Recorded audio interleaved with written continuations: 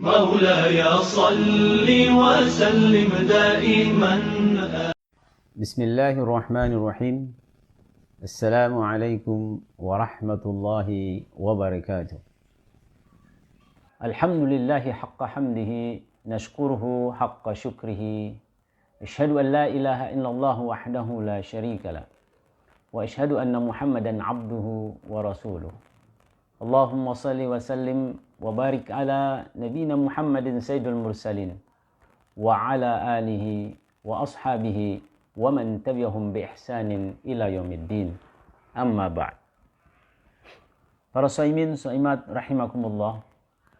Mari senantiasa kita bersyukur kepada Allah Subhanahu wa taala Rabbul Izzah yang selalu melimpahkan nikmat yang tiada taranya kepada kita semua, sehingga pada sore hari ini kita masih dalam keadaan sehat walafiat dan dapat menikmati tausiah Ramadan sambil menunggu buka puasa bersama keluarga maupun dengan jiran tetangga. Salawat dan salam pada junjungan alam Nabi kita Muhammad sallallahu alaihi wasallam beserta para sahabat, keluarga, dan tentu kita selaku umatnya hingga yaumil akhir. Shaimin shaimat rahimakumullah. Tanpa terasa kita melalui 10 hari di bulan Ramadan ini. Dan kita akan memasuki yaitu hari ke-11 daripada Ramadan kita. Seorang bertanya kepada kami, adakah sejarah-sejarah yang terkait dengan tanggal 11 Ramadan, baik di masa Rasulullah, baik di masa sahabat, baik di masa tabi'in maupun masa tabi'in. Maka saya katakan kepada penanya, seingat saya 11 Ramadan itu ada seorang tokoh tabi'in yang wafat pada tanggal 11 Ramadan.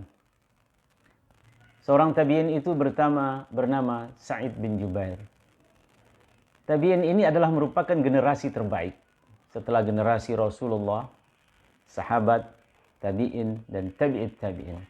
Inilah sebaik-baik kurun, sebaik-baik masa, kata Rasulullah SAW, hairul qurun qarni, wa mayaliyam, setelah itu, kemudian setelah itu. Begitulah Rasulullah SAW menyebutkan. Shaimin shaimat rahimakumullah. Saya ingin menuturkan kisah sedikit tentang tokoh tabi'in ini untuk kita ambil suatu iktibar akan pentingnya keilmuan dan kemudian meninggal dengan terhormat sekalipun di bawah pemerintah yang lalim, pemerintah yang zalim, pemerintah yang anarkis dan lain sebagainya. Nah, pokoknya pemerintah yang zalim. Imam Ahmad bin Hanbal itu mengatakan telah terbunuh Sa'id bin Jubair, tiada seorang pun di muka bumi ini melainkan membutuhkan ilmunya. Karena beliau adalah seorang tabi'in yang sangat betul-betul memiliki ilmu yang sangat paripurna sekali. Sebagaimana kita ketahui, Sa'id bin Jubair ini ulama tabi'in, dia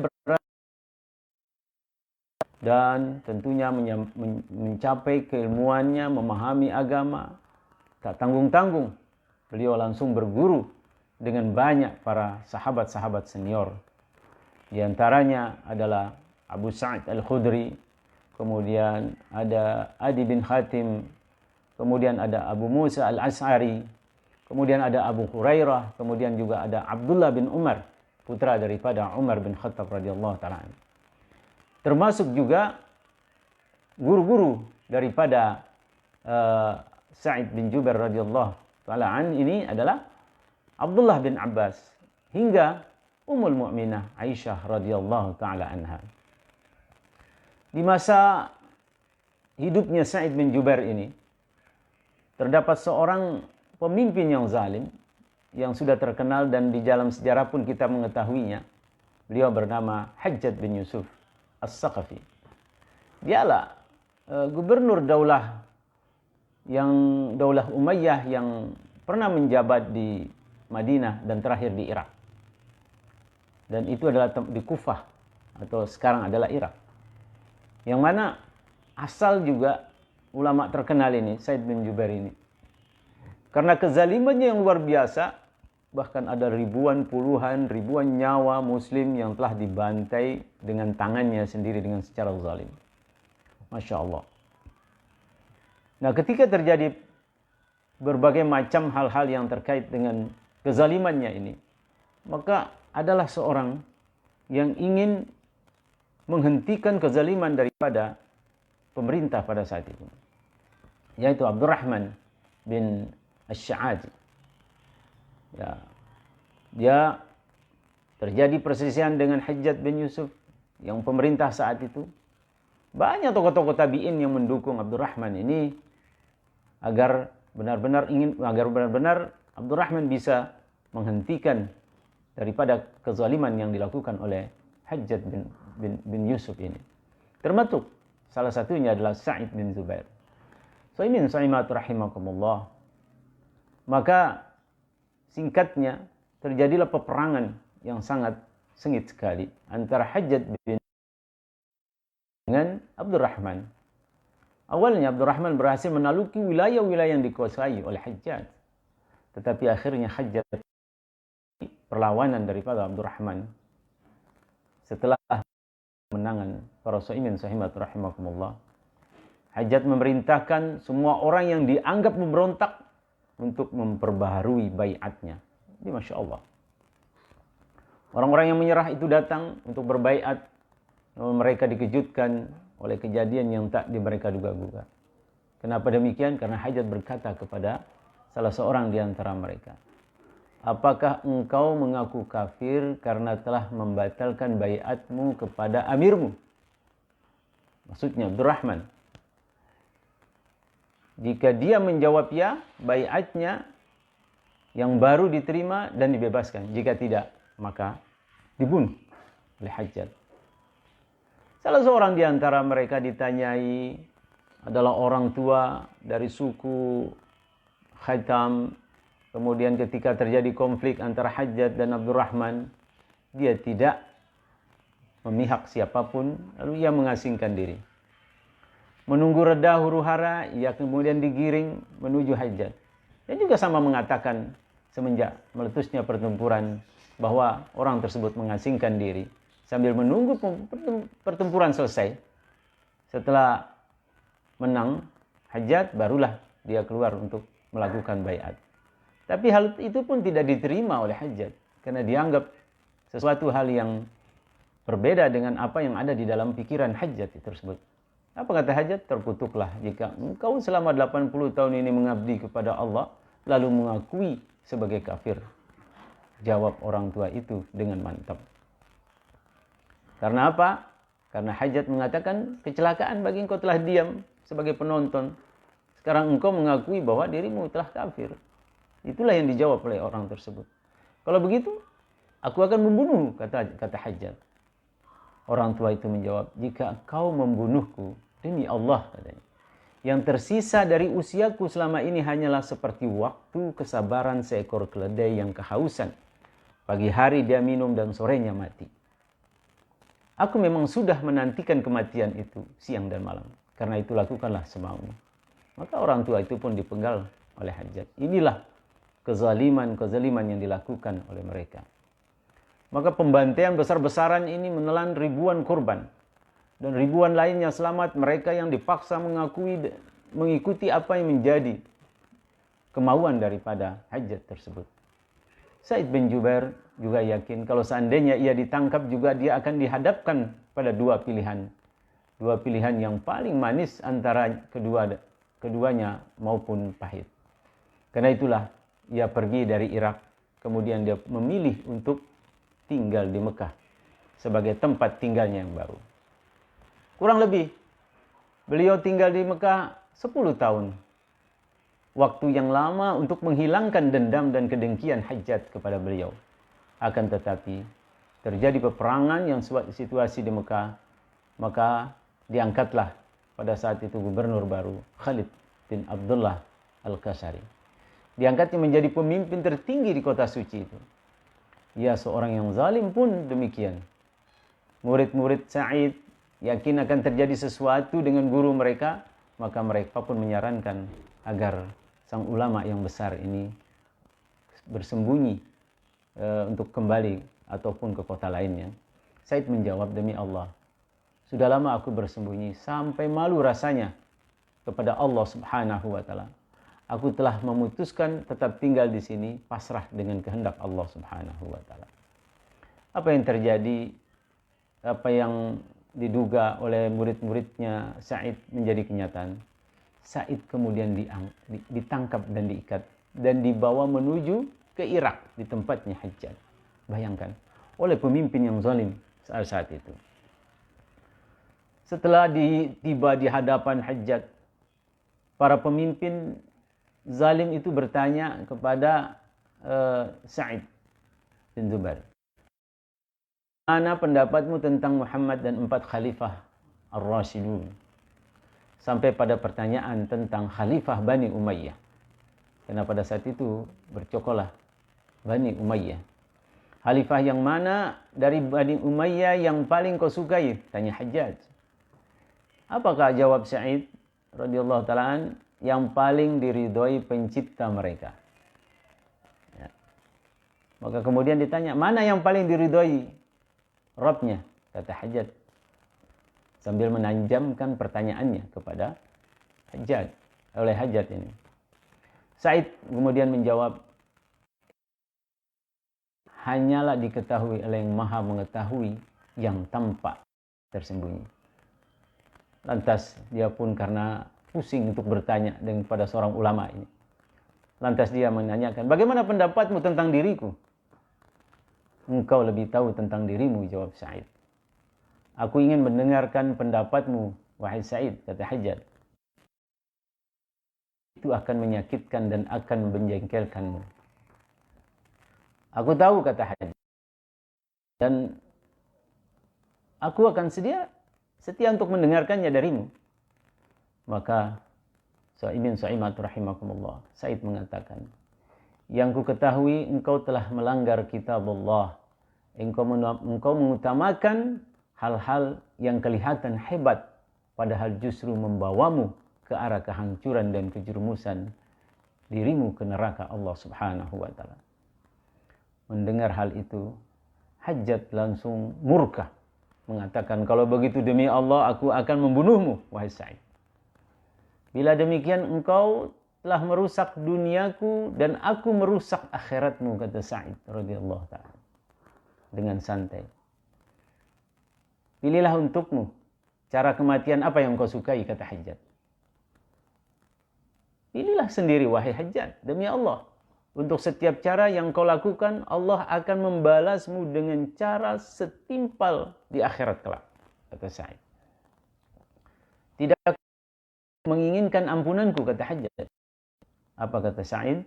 Ampunan itu hanyalah milik Allah Subhanahu wa ta'ala, sedangkan engkau tak punya ampunan dan alasan lagi di hadapannya, kata Sa'id. Apa yang terjadi?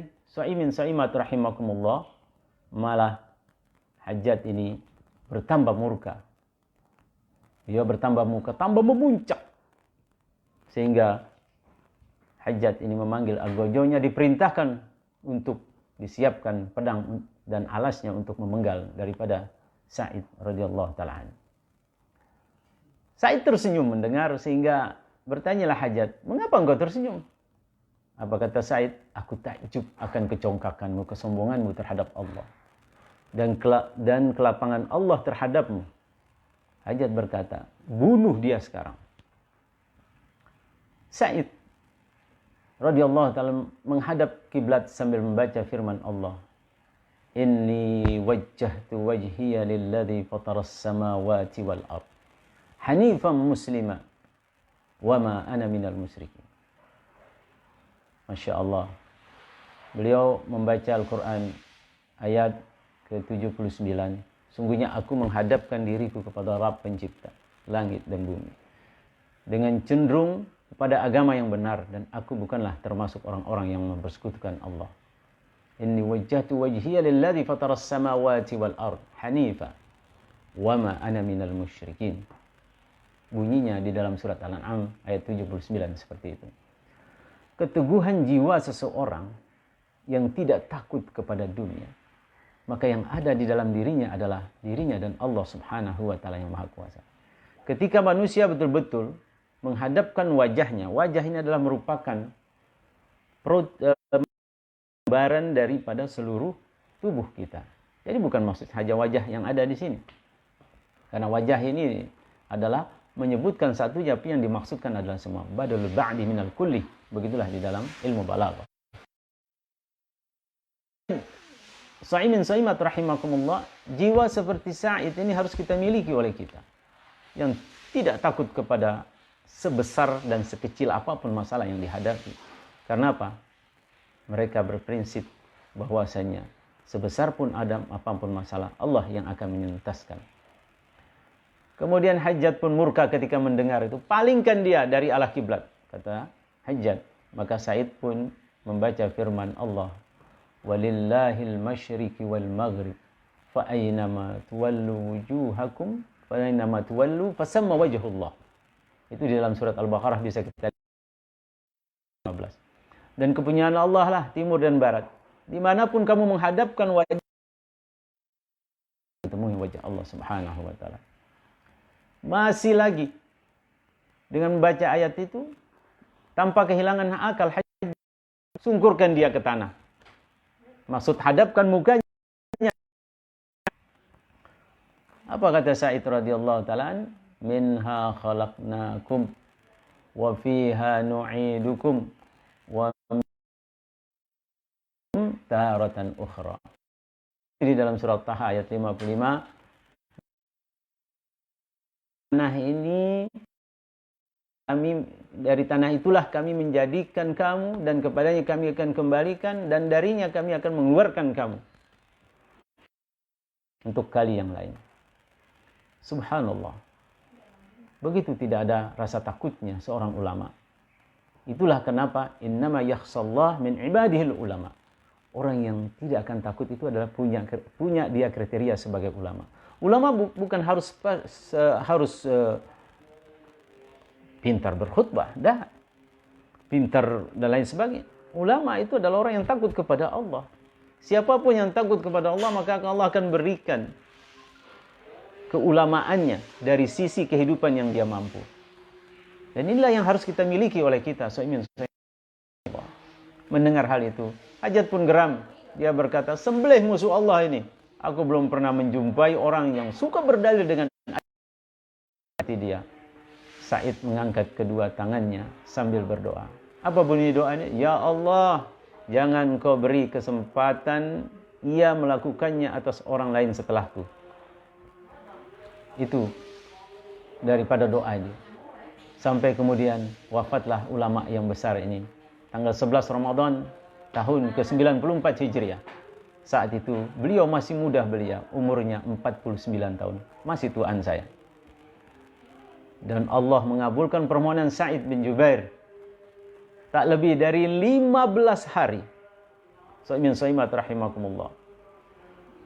Setelah wafatnya Sa'id, maka Allah turunkan penyakit kepada Hajjaj. Penyakit yang ringan, sha'imin sha'imat, demam. Yang suhu tubuhnya naik, turun, dan lain sebagainya. Tapi yang jelas bukan corona. Ya. Sampai ia diserang, pingsan, demam, kemudian dia meninggal dunia dari hal itu. Hikmah daripada sejarah para ulama ini bagi kita. Pertama, kita harus betul-betul menghargai keberadaan orang yang mempunyai kategori ulama di tengah kita. Kita ambil ilmunya, kita hargai dengan sebaik-baiknya, kita manfaatkan keberadaannya, ilmu dan pengetahuannya, serta hal-hal yang terkait dengan kehidupan kita. Karena merekalah orang-orang yang dekat dengan Allah Subhanahu wa taala. Karena itu kita tidak bisa main-main orang yang dekat kepada Allah. Karena orang yang dekat kepada Allah, doa-doanya didengar oleh Allah Subhanahu wa taala dan dikabulkan. Siapapun dia, hatta mereka mau di atas, menengah ataupun bawah, semua sama di hadapan Allah Subhanahu wa taala. Inna akramakum indallahi atqakum. Oleh karena itu, mari kita belajar saling menghargai, saling menghormati, saling betul-betul melihat sisi-sisi kehidupan yang dapat memiliki nilai kemanfaatan bagi manusia. Karena khairun nas anfa'uhum linnas. Jadi sebaik-baik manusia dapat memberikan manfaat kepada manusia yang lain walaupun dengan satu korban. Oleh karena itu, shaimin shaimat rahimakumullah, semoga kisah yang terjadi 11 Ramadan tahun ke-94 Hijriah dapat menginspirasikan kepada kita untuk meningkatkan harkat dan martabat kita, derajat kita di sisi Allah, bukan di sisi manusia. Di sisi Allah yang akan membebaskan kita, yaitu itqun minan nar, terjauhnya manusia dari nerakanya Allah Subhanahu wa taala. Hadanallah yakum ajma'in. Selamat berbuka puasa. Semoga puasa kita pada hari ini diterima di sisi Allah Subhanahu wa taala. Hadanallahu yakum ajma'in. Subhanakallahumma bihamdika asyhadu an la ilaha illa anta astaghfiruka wa atubu ilaik. Wassalamualaikum warahmatullahi wabarakatuh.